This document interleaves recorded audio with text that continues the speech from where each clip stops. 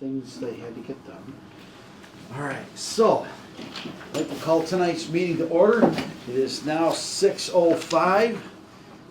Good evening, everyone. Thank you for being able to make it this evening. I apologize for not having the reminder out like I usually do, but hopefully we're going to keep this thing short and sweet tonight for everyone. All right, so let's take a look at our minutes from our last meeting, October 2nd. I took a rundown through them. I found no changes. Please take your time and read through them. It was kind of a lot to digest. Yeah, well, I just have one. I believe I was here last week. I was absent, so.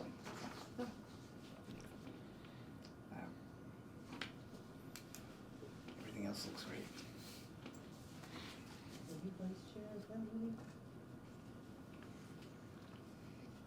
I don't know, am I still officially vice chair? I shouldn't be. Right, we have a vice chair. Scott, I think he's vice chair now. Scott is now vice chair. Oh, yeah.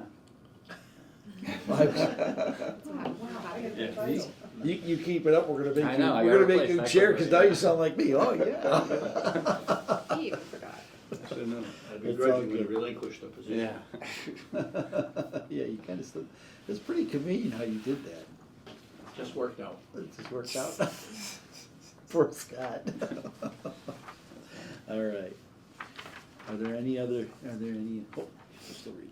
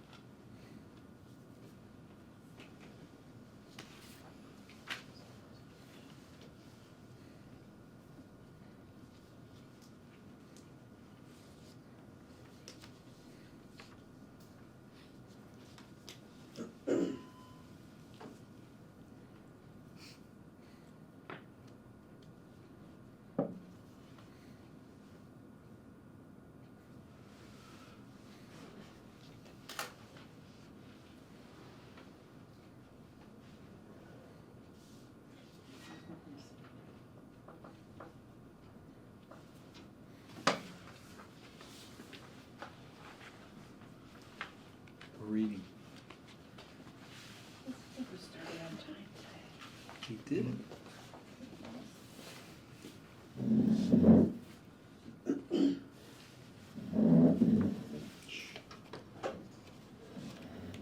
All right, I entertain a motion to accept the minutes of October 2nd meeting. Second. We have to make a motion first.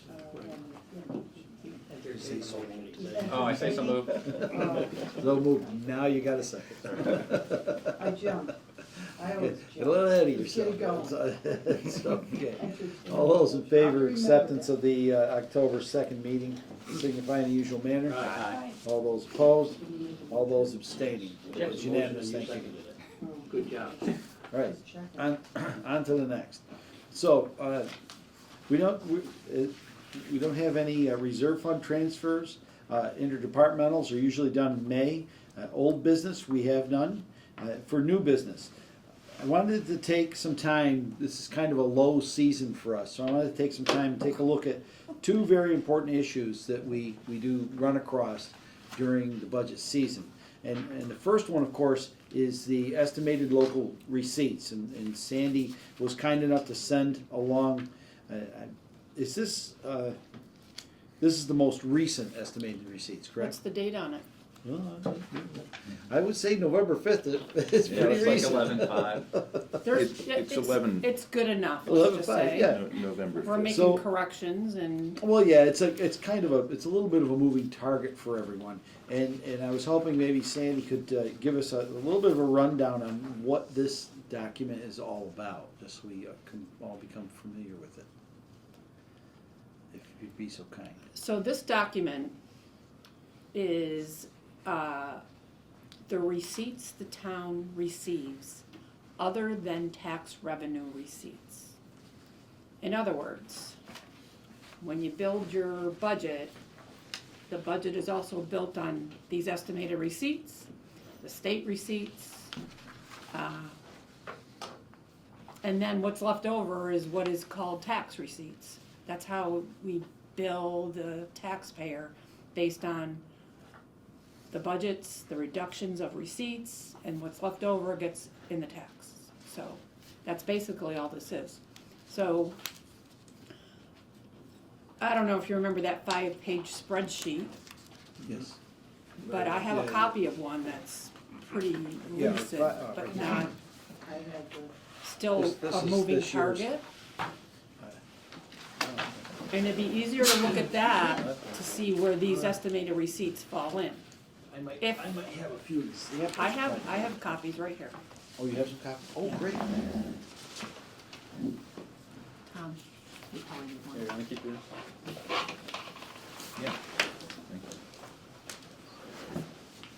This is what I'm working on right now, getting this to the final, so that we might have to share a little bit. Yeah, Sure. We can share. We can share. Getting this to the Chair and final, vice so chair, I that think we. You should have- we can we share. know what our tax rate's gonna be. Your copy right there. Yeah, I have a copy of it. Mine, this is. I think it's Karen's. the same. This is, well, this is Karen, she's just, this is yeah. Karen's first workout. Of Yeah, putting it. This is my version, Yeah, this is yours, yeah. okay, so.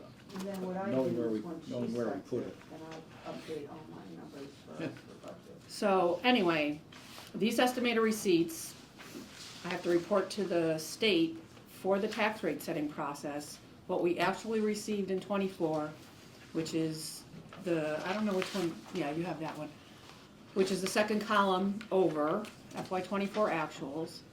And I have a column that shows the favorable and unfavorable versus the estimate.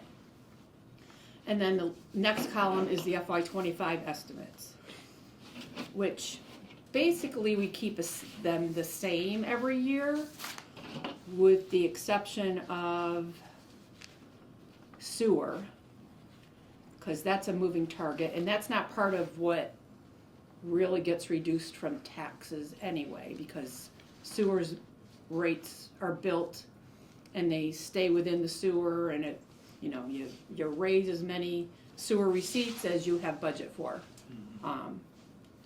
So anyway, that doesn't, this first block of the estimated receipts is all sewer. It doesn't get added in the total that's on the bottom of page 3. So that estimate for FY '25 does not include the sewer receipts because they're based on rate. They're, the way we calculate getting revenue from them is based on the rate. Okay? So everything else, motor vehicle, other excise, penalties and interests, payment in lieu of taxes, other charges for services, and on, all the way down. All those columns are totaled, or blocks are totaled, and fall on this page 3 of this form. Is it page 3 or page 4? Page 4, sorry. Page 4 is the revenue piece.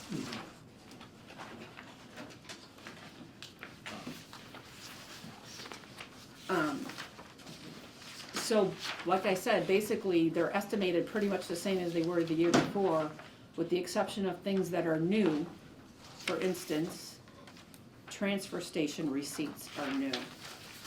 And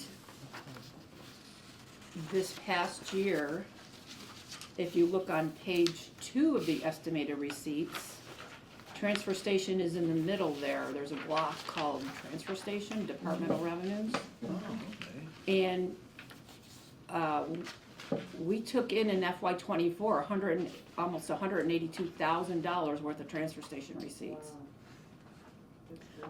which is, like 63,000 over the estimate from last year. So I bumped that up by 20,000 only. I'd like to be really conservative. And the prior year, I don't know if I have that piece about how much we took in the prior year. I think it was 118,000 or something like that. That's what you have on And there. 24, 23? Exactly. Yeah, so So that was the estimate. Well, that was the estimate for Yeah. '24, yeah. I think we maybe took in that, maybe a little bit more, but I think FY '24 is actually a true year of running that transfer station. yeah, that was our first true year. Right. The full year through. Right. Even though the prior year we were able to keep some of the receipts, but they bill like, Yeah. people pay ahead of time. Yeah, yeah. So you don't always have now we have a true way, I think, of how it's gonna look. So where does the decision made on what the permit will be from year to year? If there's gonna be an increase, is that made prior to the budget, or is that or is there nothing planned, or I don't know how that process was? Because I know there was an increase, I think last year was probably made up for some of this increase, which is fine. I don't think we had an increase. No, we didn't, we kept the prices the same. That's a calculation made by the superintendent of public works, who looks at how things are going and how much he needs. That's one of his budgets, put it that way. So there isn't anything planned for 25 then, or for the upcoming fiscal year? When you're looking at the budget, any changes at this point? No? So the budget is on Or is it gonna stay the page, same again for? page 2 of your this document. And the budget for transfer station, 434. yeah, is number 434.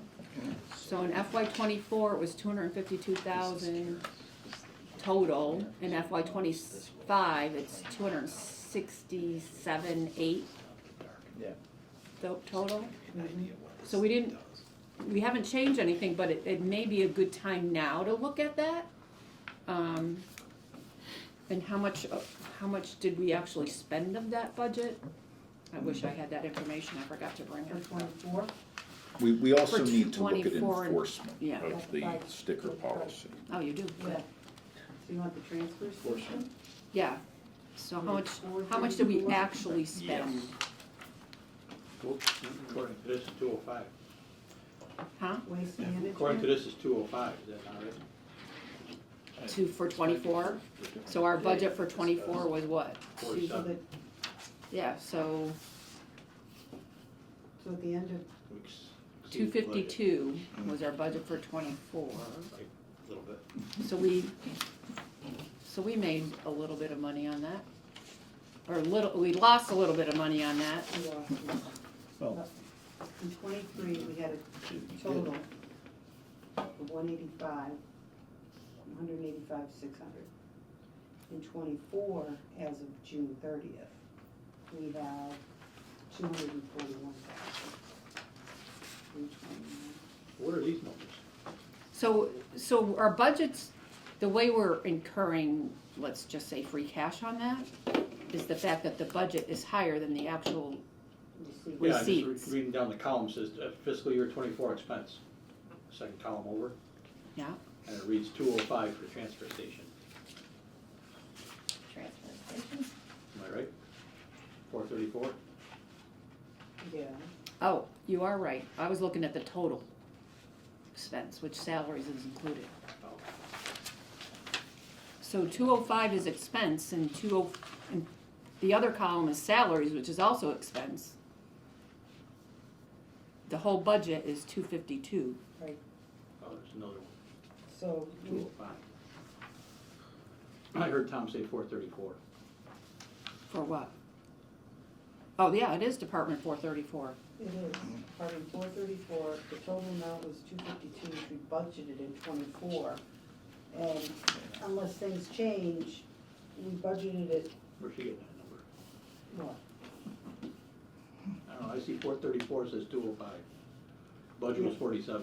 No, that's your There's no- salaries, and that's your Budget's expenses, Oh, for a total of. Okay, gotcha. I get it. And then with that being said, I thought you were we just only looking at spent expenses. 241 out of the 252 that we budgeted. Correct. So what happens with that is Yeah.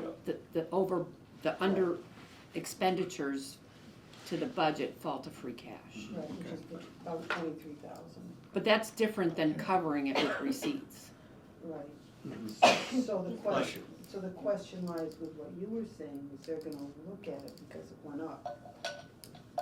So are they gonna increase possibility of increasing it Right. because of Or what the expenses? process is too, yeah. Yeah, So the question will be, is if you want the transfer station to be fully funded and running on its own, aside from being in the general fund, right, there's decisions that need to be made for that, okay, which would be, you can treat it like an offset receipt, like we do sewer. And, or you could, I don't know how else you could do it. That or the way we're doing it right now, which is meaning the tax rate is kicking in some of it because the revenue isn't fully covering it. Right. Right. so it's a $56,000 increase from 23 to 20. How many? 56,000. Yeah. Give or take. Yeah, that's what's on this sheet too, I think, right? And before we took it over, the town's subsidy was on the order of $30,000 a year. Since then, we've changed a number of things structurally. We used to have our own hazardous disposal day. Now we go through the Northern Berkshire Solid Waste Management District. So we're getting used to an entirely new way of doing things. And as I mentioned before, we also probably do need to look at enforcement of the stickers because we may be missing a substantial amount of revenue from not having somebody able to check all of the cars that come in because we have just one employee there who is doing a number of tasks.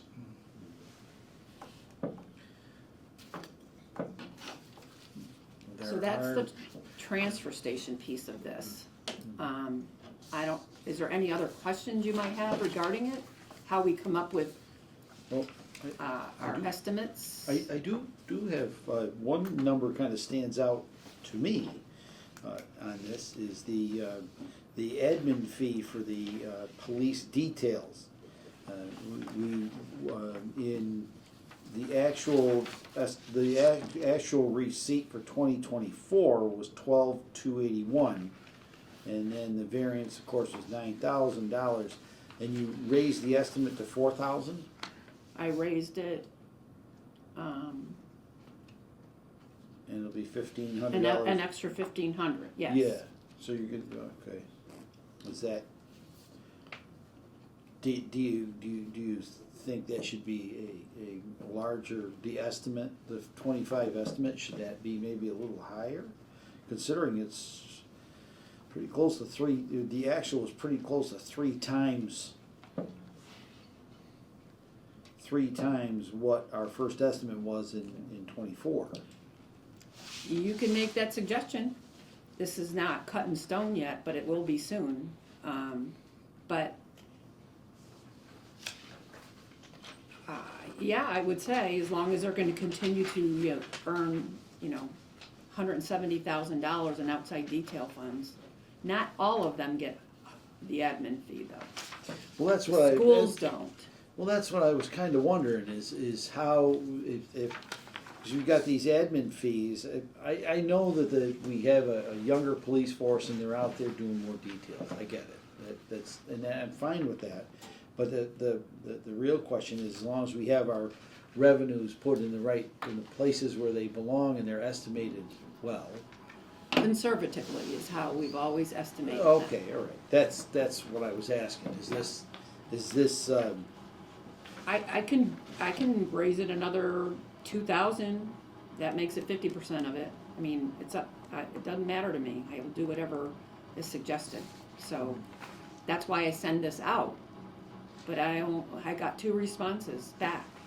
Well, you got one, two, three, No. 6 people I that sent are it to looking you. at it. No, I know. We've got 6 people now that are looking at it, so, and that's a good thing. That's what we, Yeah, that's why. that's what this exercise is for us tonight, that's kind of, this is why I started doing monthly meetings. Mhm. Said this, Yeah, I get you. more than being there for reserve fund transfers that we weren't anticipating. Huh? Nothing, it was more of a, it wasn't so we could do transfers, have to do fiscal. Ah, It's more of understanding what's going on in the system. mhm.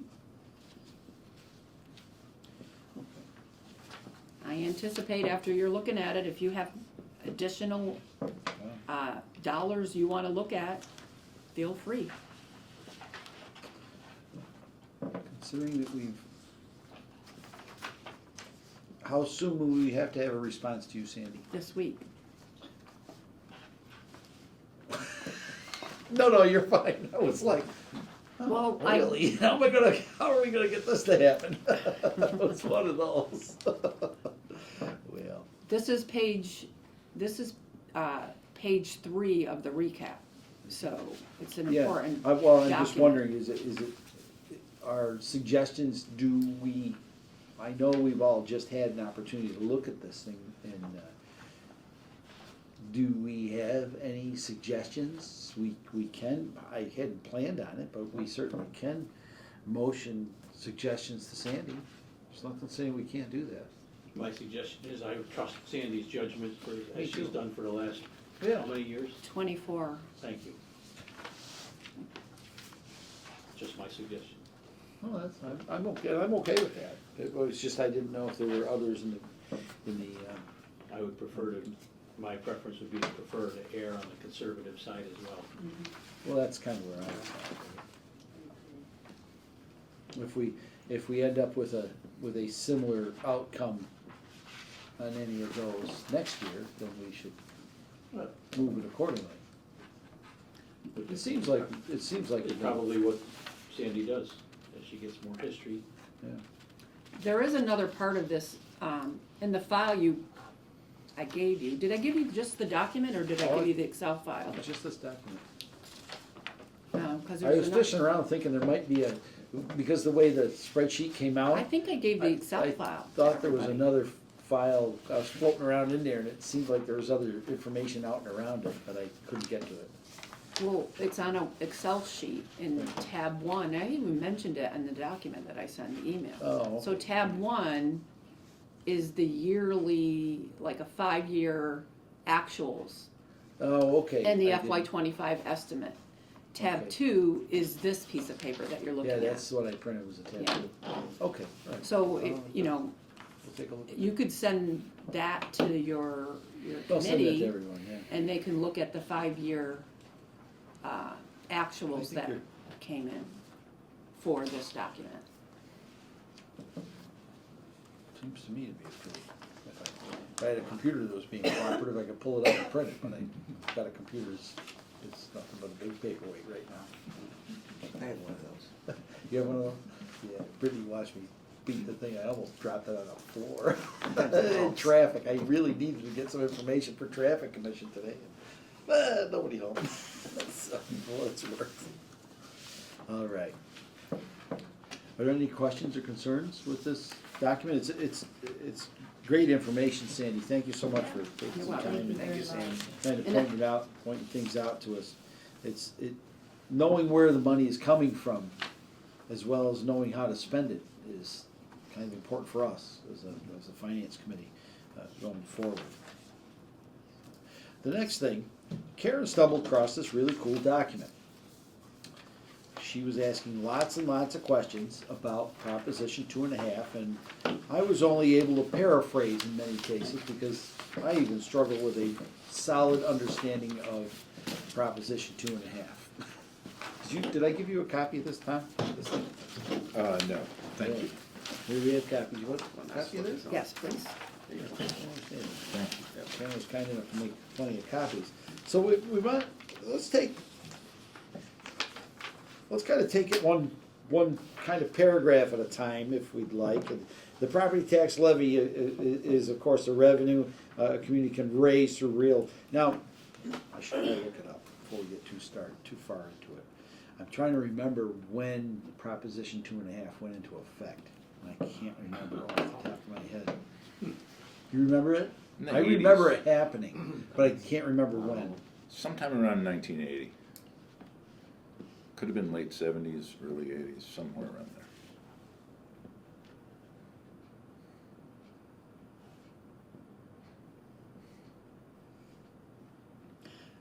I just wanna have a little side note. If you look at page 5 of this spreadsheet, some of this information is calculated on that page 5. I don't think the levy ceiling is, but the levy limit is. The over-under the levy limit is, the levy limit is, in the section that's underneath the tax rate. Yeah. It says previous levy limit, amended new growth, the 2.5% increase it talks about, the new growth, if there's any override ballots, which we don't. So that gives you that 15,272,000 is the levy limit prior to exclusion, which is probably not understandable by most people. You have exclusions to levy limit when you go out, like for instance, the Dalton Division Road appropriation was debt excluded at a town meeting vote. So that number gets the levy limit adjusted because it's debt excluded. And that shows everything that you see on debt exclusion is that 1,423,000, which is basically mostly the school. Not mostly the school, but some of our debt that we're paying. Where is that?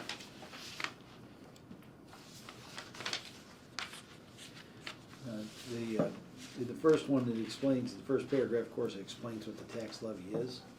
And I just it popped up on my phone. 1980 is when, through a Massachusetts Proposition 2.5 ballot, it was a ballot question that put it in place. I remember voting for it. I was thinking back, I remember that. I supported it then, and I support it even today. So I can't imagine what it would look like if that restraint wasn't there. I can't imagine what it would look like in the average town. Interestingly enough, I was talking with Tom earlier today.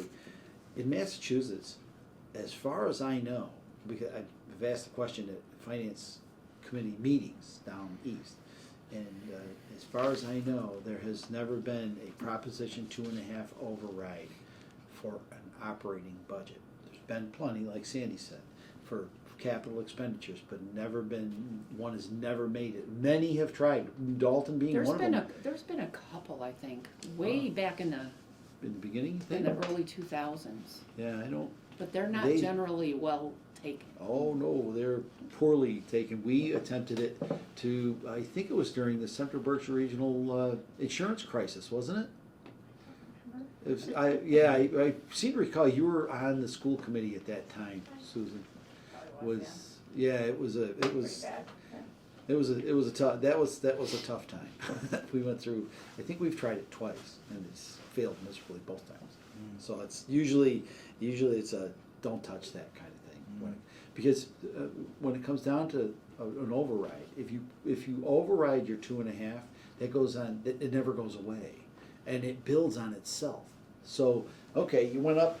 Say instead of going up 2.5, you went up 3. Well, if you went up 3, what happens is that 0.5% that you went up, then the next year that 0.5% gets to go up 2.5%. Oh, yeah, it can get really, really, really ugly, and that's why people stay away from it. Finance committees stay away from it, everyone's just, that can be a very, very ugly, ugly thing if you don't stay within those constraints and those confines. The levy ceiling, it's determined by calculating 2.5% and the total full and fair value of the properties in the community, and how, and Tom could probably enlighten us a little bit on how the town of Dalton arrives with our levy ceiling. Do you have any things that you take into account to arrive at that ceiling? I don't know what our levy ceiling would be. The levy ceiling is what you hit when you tax at $25 per, if your tax rate's $25. $25. That's the maximum that the town can tax. That's part of Proposition 2.5 as well. That's why, if your tax rate gets up into the 20s, you start being just a little bit conscious, and then if it goes up to 22 or 23, you start getting really worried, because once it gets to 25, you cannot tax beyond that. Really? Wow. So that's the levy ceiling. The maximum allowable tax. The levy ceiling. That one, I don't remember Terry ever going over that over the years. For some towns, their levy limit and their levy ceiling are the same. We do not want to get in that position. So, if you look at page 5, I think our levy ceiling is $16,696,278. And it gets that high because we have debt exclusions. And if you look at the property taxes are this much, and the adjusted levy limit is that much, which is the levy I think is the levy limit, which is the ceiling, I believe. We're under it by $768,371. And when that number gets close to 0, we're at the levy ceiling already, I think. You think we're already at the levy ceiling? Huh? You think we're at the levy ceiling? No, we're not. We're way Yeah, under. we're way under, from what I can tell, yeah. We're way under. Yeah. And what helps us to be way under is the fact we have debt exclusions. And the debt, and if we had no debt excluded, and particularly the school, because that 1.4 is mostly school debt exclusion. Right.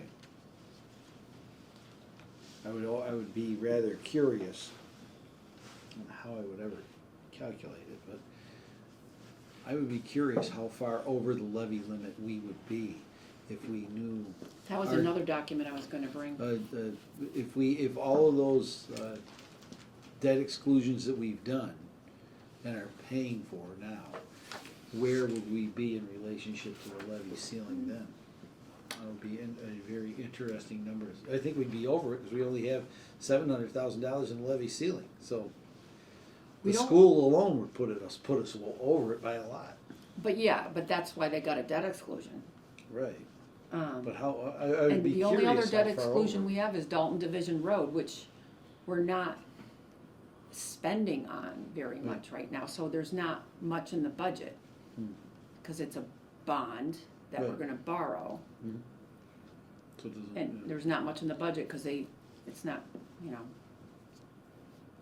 it's not really in progress yet. Right. Or it's the engineering anyway, it's not even the construction, it's the engineering of it. Yeah.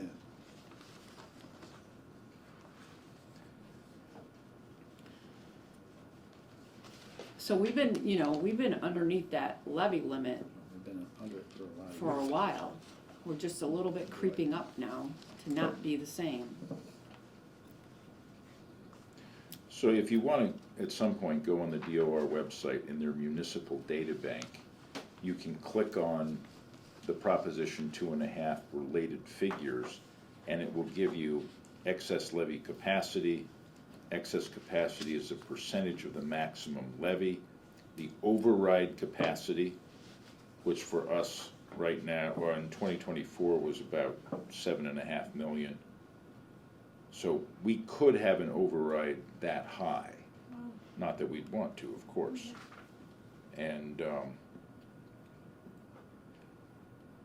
so our override capacity as a percent of the levy has been growing, which is a good thing. Right now it's about 34%.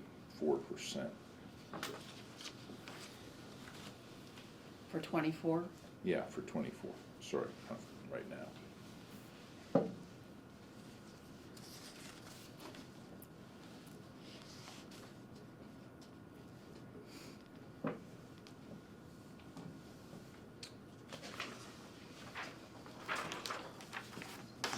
It's, Proposition 2.5 has kind of kept everyone's belts pretty tight. And I think we're gonna end up tightening our belts just to keep us safely underneath and around it in the coming years. I think some pretty serious belt tightening is gonna have to start to take place. We've been spending a fair amount of money each year with some increases. It's time to see if we can get back to our 2% instead of our 5s and 10s that we've been getting. But we need to kind of impress that upon our peeps on how we can get to that point. So on to the next.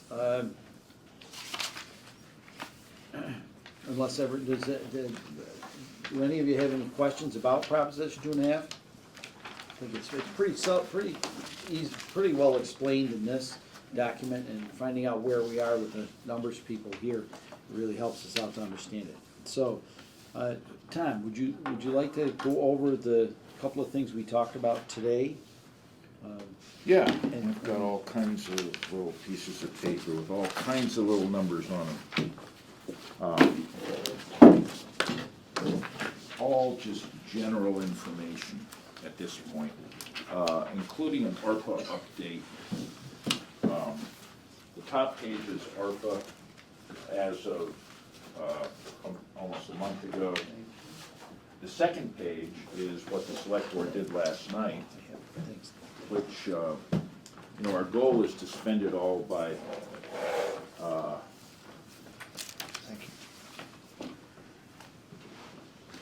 the end of this year, the calendar year.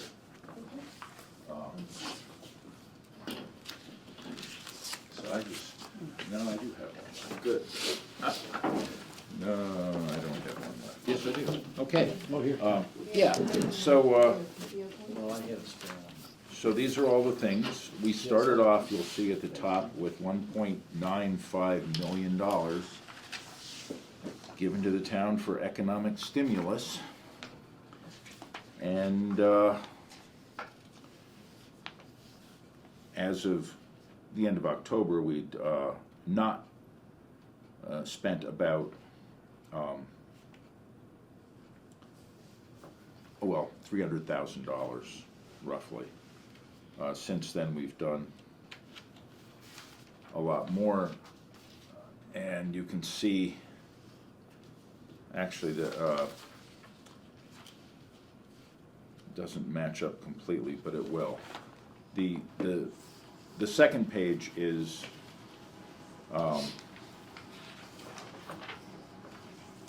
really what's remaining from the committed projects, or the unspent money. So they allocated a bunch more last night. This is more just to let you know the range of things that we've been spending money on. When it first came out, I was very bullish on infrastructure, and we have spent a tremendous amount through the DPW. A lot of it on sewer, a lot of it on paving, a lot of it on equipment. But we've also done a number of other things with it. We still don't know if we're going to have any rescissions from the police station feasibility study. We get that request for proposals in, we get the bids in a week from tonight. And then we'll know, and then there are a couple of other purposes that were added into that will also have to be spent, and we need to know how much is left over so that we can find some more capital items. I like focusing on capital items because they're gonna last, you know. So, then after that is just a brief update on OPEB, which is essentially retiree health care. As of June 30th, we had about $5.27 million in OPEB, and we had about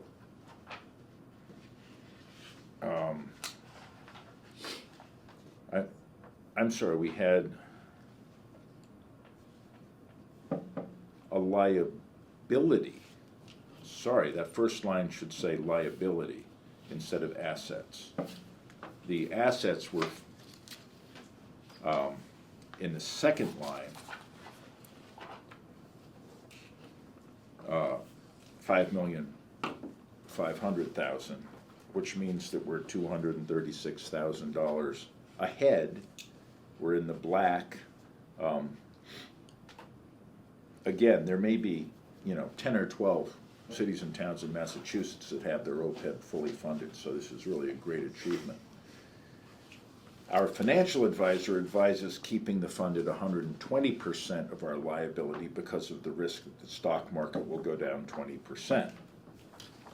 That would be a substantial drop in value for the stock market. Yeah. The town treasurer and I think it's safe to aim for a figure of 110% of our liability, and that's a perfectly reasonable position to be in. So aiming for 10% of our liability, that would be $527,000 above our assets. Right now, that leaves us with $291,000 to add to get to that 10% above our liability. So that's about how much we've been putting in on an annual basis. We did start pulling back from that a little bit. But with that amount, the town treasurer and I would consider our OPEB fully funded. Again, our financial advisor is advising 120%, but one more payment in that amount would get us, and it fluctuates on a daily basis. So there's no, it's never going to be exact, or we're never going to be able to say, what it is on any particular day. We do get monthly updates or quarterly updates from the retiree investment group. So that's where we stand in relation to OPEB.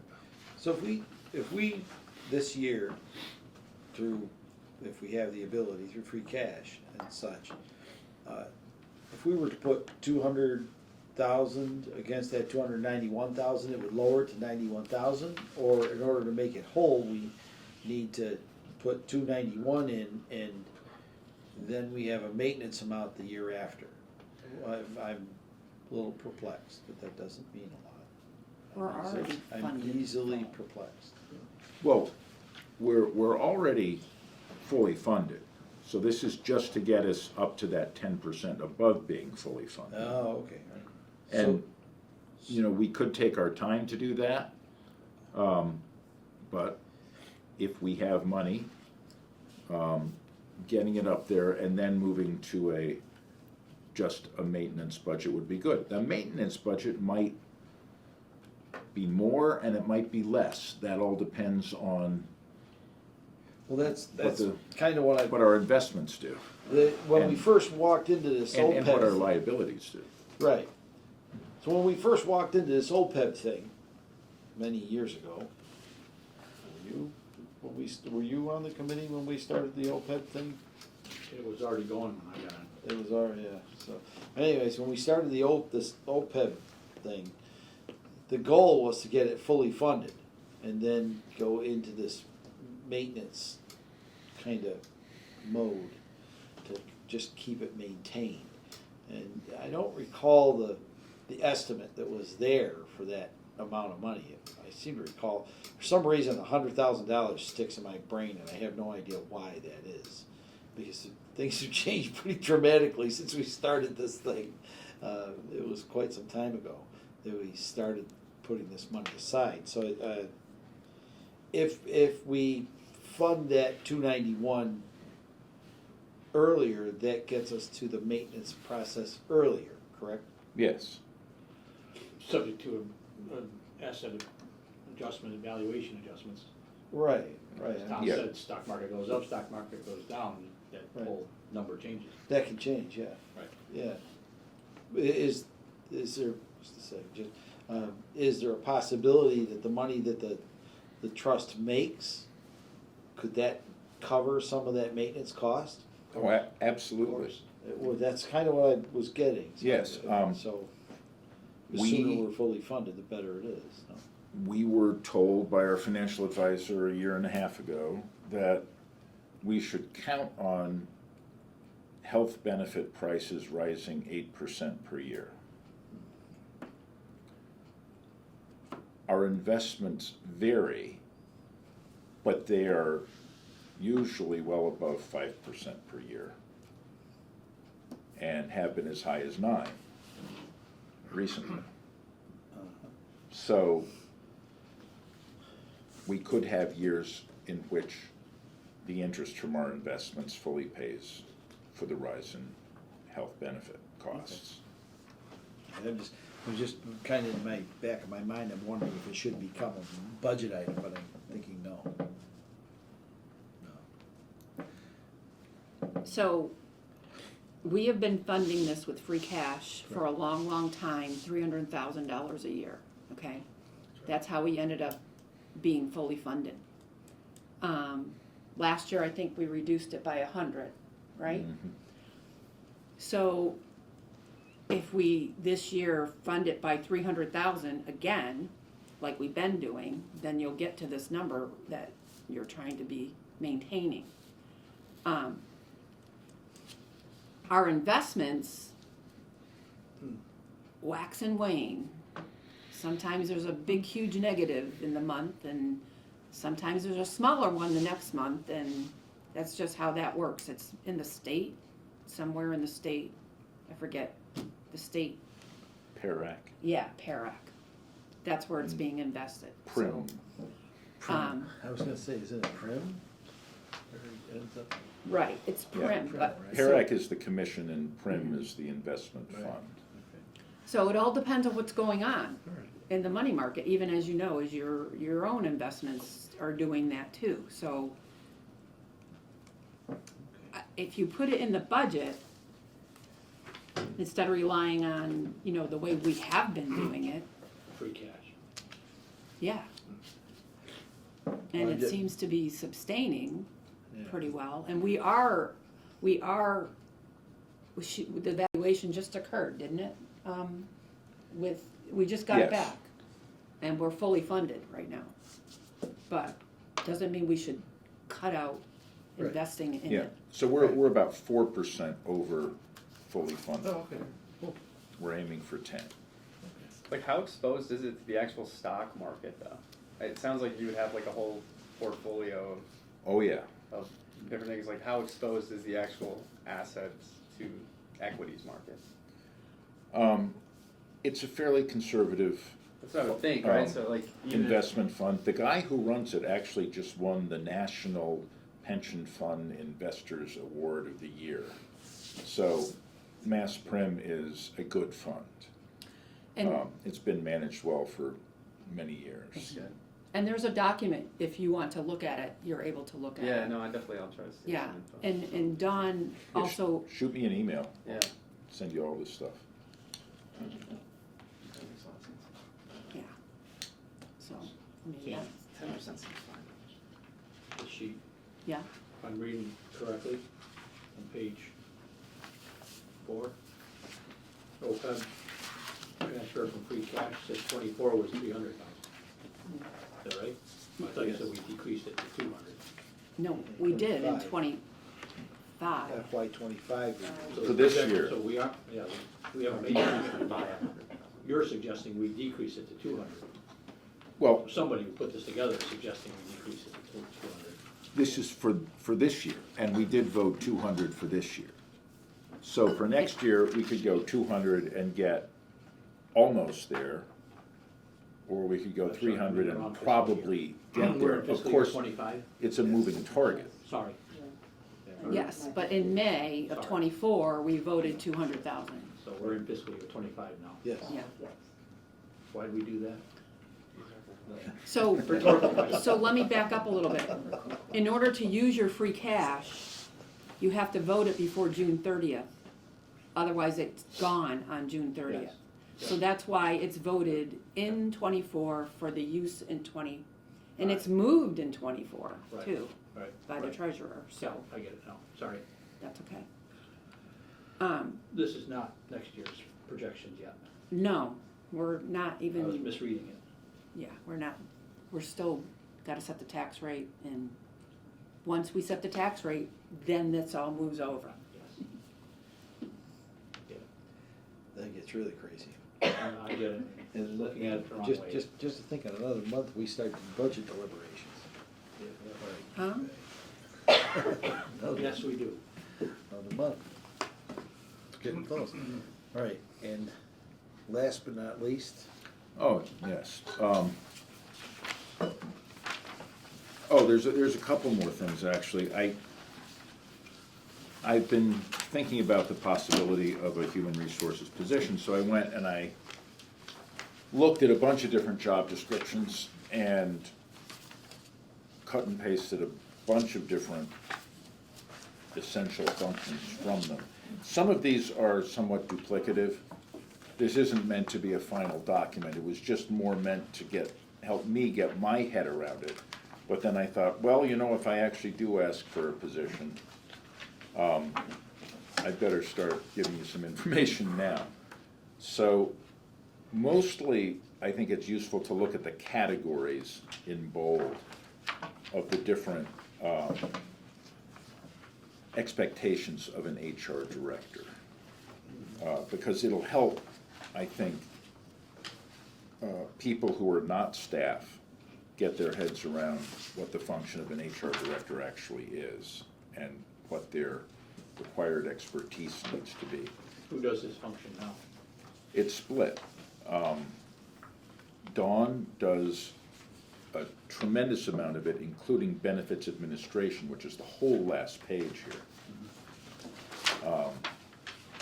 I've taken on, and Alyssa's helping me a great deal with grievances, discipline and termination, unions, compensation, classification, maintenance.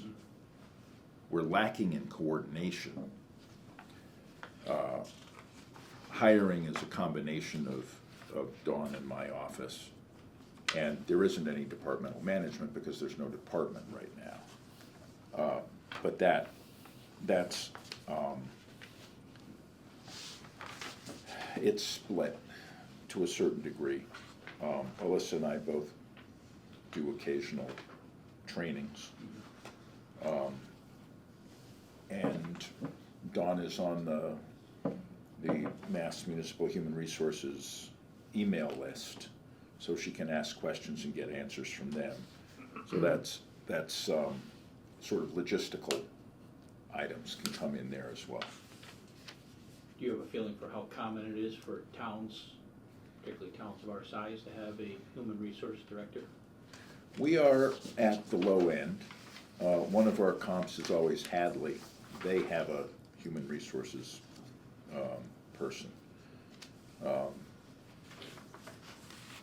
Sometimes it's a shared position with somebody also responsible for procurement and other related items. That is often an assistant town manager or assistant town administrator that takes on those two categories of things.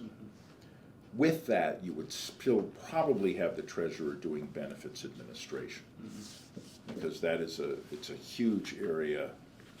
Again, it's an entire page out of 4 here, and requires a tremendous amount of expertise to track the different insurance programs and,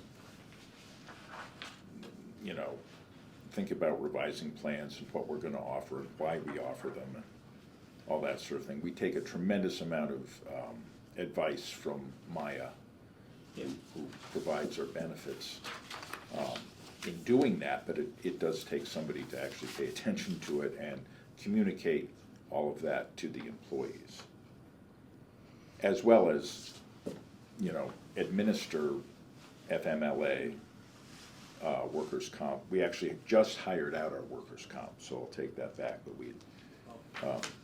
we had normally done that. There had been so many workers' comp fraud claims during the pandemic that Maya, our insurer, put together a program and asked towns if they wanted to be part of that. And we got several fraudulent claims ourselves, just coming from out of the blue. So, people using other people's information to file claims and things like that. So, we joined at that point. But that would normally be one of the things that the treasurer had taken care of. I would have to say that there are 60 employees within the confines of the Dalton organization. I'd have to say, if I was in the private sector and I had 60 employees, I would have to say, wouldn't you have some sort of a human resource? That's a number. 60 employees is a number. Yeah, you could have a small firm with 60 people that wouldn't have human resources. You But think yeah, so? it's not an insignificant amount of people. In considering the various different departments that person oversees, in a corporation, it's kind of, I want to say, kind of one-dimensional. Is where when you start looking at a town or city or a town, it's a lot more dimensions to that thing, to how that whole thing operates. So it would be I can't say that it's not a bad idea to have one, considering the things that we've run up against recently with relationship to employees. That's the hard part, it's getting tougher and tougher. Having the ability to have someone with that kind of that hands-on ability to look at a situation at a certain time, I would have to say that would probably be a beneficial thing for us. Be a pretty significant salary, I would guess. It would be on par with other department heads. Which is approximately 65, 70,000.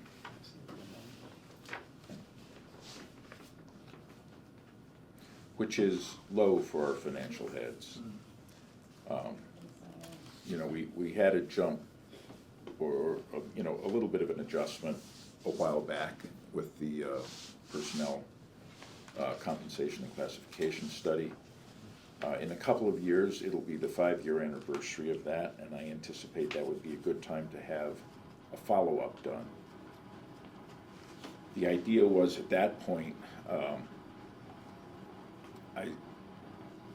part of that process was asking the select board, should we aim for the median of comparable towns, which would be like 50%, or something more like 60%, or 75% to be highly competitive? And they said, well, let's do 60. So that's kind of where we ended up. Mostly, nobody lost anything from the study. But we did bring people up to a slightly higher level. Together with that, as you know, instituting a grade and step system where there's an annual grade increase of 1.75%, and then on top of that, what the finance committee would recommend for a COLA, typically 2%. And rather than that adding to a simple 3.5 0.75% increase, because you're adding the 2% onto the already increased step, it's 3.785%. So that over time brings people's pay up over 11% over the course of 3 years. Obviously still not keeping pace with the rampant inflation post-COVID, you know, that just spiked, but now it's back down. So I think that the progress that people make relative to other towns, I think, will still be substantial. It'll take time to do it, but of course one of my goals is to have things happen slowly and steadily rather than in big jumps that might be hard to digest. That's a précis of that process and considerations. We have to put an addition on for the new office too. I'm sorry? We have to put an addition on for the new office too. Ha. That's a consideration. There is some space that I believe could be made available. I'm thinking of the assessor's second office. Isn't that the elevator? We're hoping for an external elevator. That would be much cheaper. Yeah, small office. If it's 26 feet or under, we can get it much less expensively, apparently. 26 Uh, feet or under. Anyway, we're looking into it. Well, that's a good thing. I'm not against a human resources director. It seemed like the pain point was around benefits and administering the benefits. It seemed like that was a huge pain point. Any thought about just hiring a benefits administrator to kind of handle that aspect of it? And then you would just kind of maintain those other parts. Dawn's already doing that. Right, but if you hire a benefits administrator to do that, I feel like Dawn and maybe you might not be as hamstrung to do the other roles. Yeah, that would be far from a full-time position. Yeah. Again, it's a quarter of what gets done, more or less. So, and again, you know, if we hired somebody who did human resources and, say, procurement and helped out in general as well, that would be a typical assistant town manager position. Yeah. The benefits administration would probably stay with the treasurer, because because you couldn't do that and all the other things in human resources.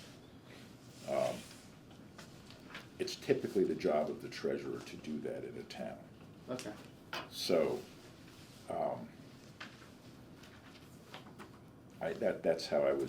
that's how it's usually broken down. Not ever having had someone in that position, I can't speak to the relative benefits or not personally. Yeah. But I can just say that that's typically how towns have gone about creating a human resources position. Either it does everything and is full-time, or it just does, it doesn't do the benefits administration. Might not do payroll either. Yeah. That's a kind of more of a clerical, it takes some thinking, but it's not as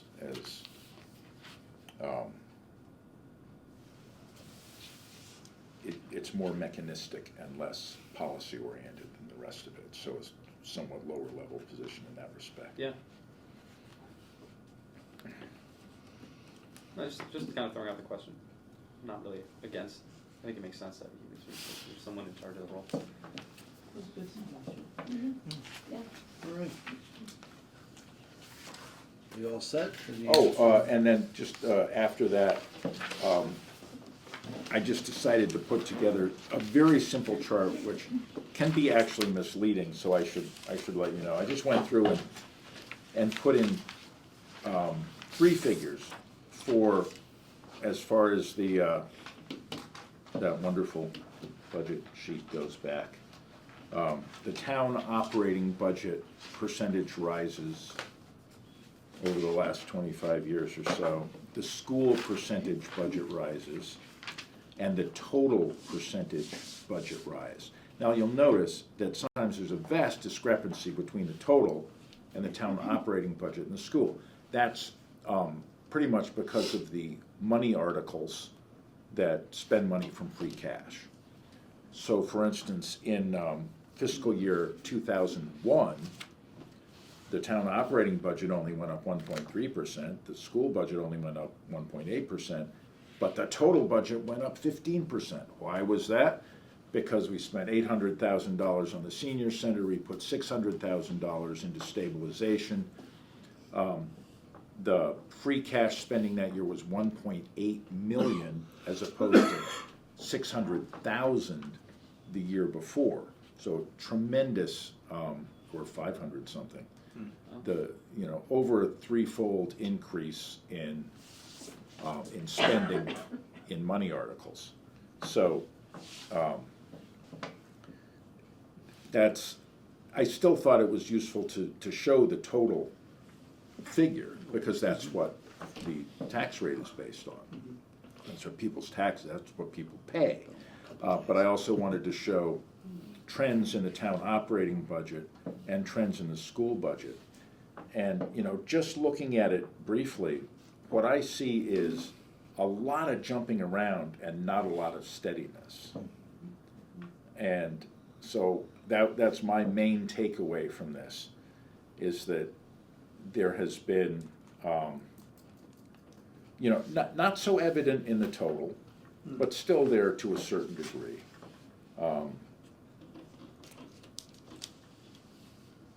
So just take it for what it is, and it might be a useful reference. I use it because when I send out a preliminary budget memo to department heads, I say, please put in your preliminary expenses.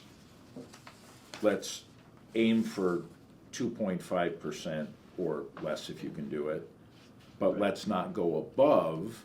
And I said, well, what's the average for the last 10 years, let's say? And so it was when I was looking at that I said, well, it would be helpful if I made a chart.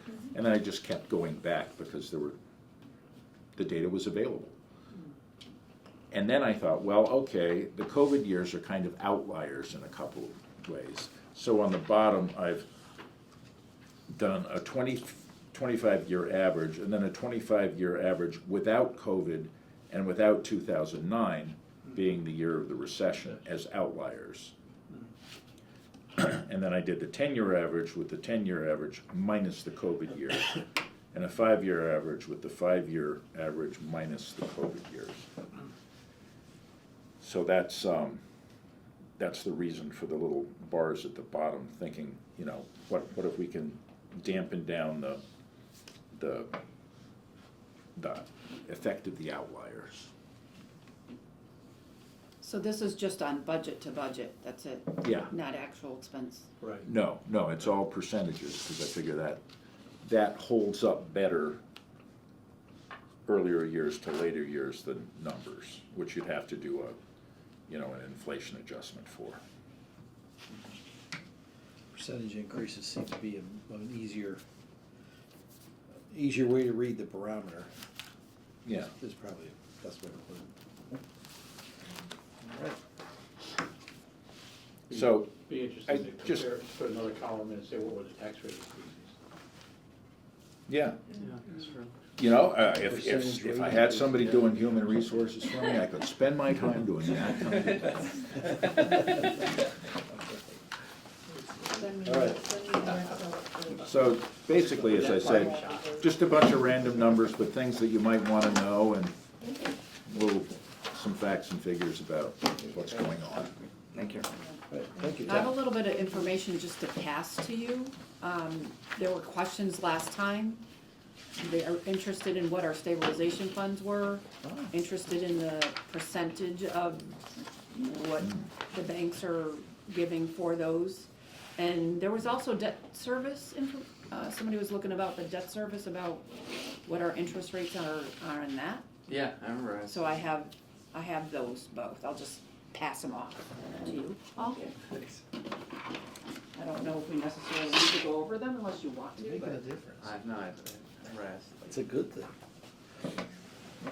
There's the debt And this is the stabilization Yeah, funds? I didn't know about that. I wouldn't have known to ask the question you asked. It's actually, That is that's good. terrifying. Yeah, I can. That's Still for this doing is that. word count, if you don't watch this. Well, that's the thing. I did pension risk transfer at the company, and it was one of the most terrifying things. of the company. Sandy, this was actually dated seven These thirty. pension liabilities, Yeah. right, every I still year, have to end update over it. a minimum, you You know have what the to, final for tax rate liability, is? it has to be funded, right? Not So right your now. investments can just tank. So like the town is Where gonna was put. I? I gave you one, I gave you one. Oh, it's pretty terrifying stuff. If you start running negatives and it's, We're actually. You want this? it's okay. Sure. I just would worry about if you start like pulling back the funding, you know, like just because it's hitting a certain number, and then a couple of years of negative, then you're like, you have sticker shock, which how much you might have to put in. Yeah, no, we'll, as long I as it's just free wasn't cash. quite sure if you were there yet, Quite healthy the tax rate. as it does. Yeah. It's not gonna be far from that, It won't be, no. yeah. It's the I mean, the values, I gotta update the values too, so Capital stabilization, general stabilization. It should be pretty close. Yeah. Stabilization accounts. I think so. Might be lower, depends on the values. For those Yeah. others. Oh, no, for sure, you have to. So, yeah. But, you know, I know that, When do you get the There's- values in? Yeah, I can't see Huh? this. When do you get the values in? I think they're approved now. It's just that I haven't had a chance to update that. Yeah. I'm just working on the things I have to get in to get the tax rate set, so Because I'm not gonna be here forever. maybe next week, maybe this weekend. I'm just curious. Somebody We'll else. see. I'm just happy Thanksgiving is 2 weeks away. It's late rather than early, right? So, once the ever so ends up following me, I was hoping maybe they have some. You know, I might, to follow. I'm Good gonna make a idea. copy of one of those It's in front because of you. Oh, I you got to fund this don't have one for myself. fund this thing. Or yeah, no, there's so many little rules. Yeah. Look up those guys. And we've got one? Yep. Yeah. We'll keep that one and then we're all set.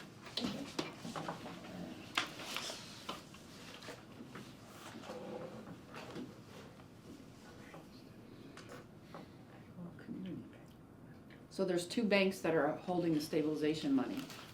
I think the interest rates are in there, you know, written between one bank and another.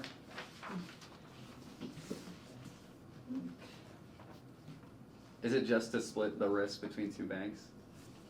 All of it is in between 2 banks. Yeah, I was just saying, because the rate is so much better, to be like, why not have it all at East Hampton Savings, that's just Yeah. to split the risk between multiple banks? I'm not sure why, I think why it's like that, I'm not sure. Yeah, because it's just like, you'd think you'd want it all at East Savings Bank. East Hampton. You never put all your eggs in one basket. Well, it's the thing, we are a town, you know, you don't wanna make, you wanna make sure that if one of the banks goes under, we don't lose Things all the around money. a It's little bought bit. by somebody, you Yeah. know, I was thinking that too, I've gotta be safe with this money. vanquished. Wow, capital stabilization, 1.3 million, that's pretty good to see. That's good to see that. Capital stable, just kind of put this out there, and then we'll do an adjournment. But the capital stabilization, you want to have it, if you can, keep it above 1 point, we should always remain over $1 million in case something fits. So in other words, if we have a huge, once upon a time, we had we had to steal a bunch of money to fix the sewer line, or, I can't remember, we had a huge draw on the capital stabilization, well, we went right back to putting the money back into that to raise the capital stabilization. I think capital stabilization takes a 2/3 majority at special town meeting to take money out. General stabilization. No, is it's the a other way. General is 2/3 now, the specials are. Oh, I thought it was the other. No. Other way it's around. General, that's 2/3, Oh. still and always has been. And now capital, the other ones are called special stabilization Right, funds. the specials, yeah. Majority vote.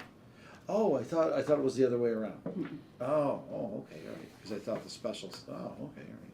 Because I had that upside down. The general is the general, it's always been that, you know what I mean? Yeah. We split from the general to the others Right, back then. right. Generally, you want to always kind of keep it right around $1 million, wherever you can. All right. Is there anything more to come before the committee? I'll entertain a motion to adjourn. So moved. Do we have a second? Second. Second that time, beat you out. All those in favor of adjournment? Make sure you All don't those get- opposed? Anybody abstaining? Here's Tom.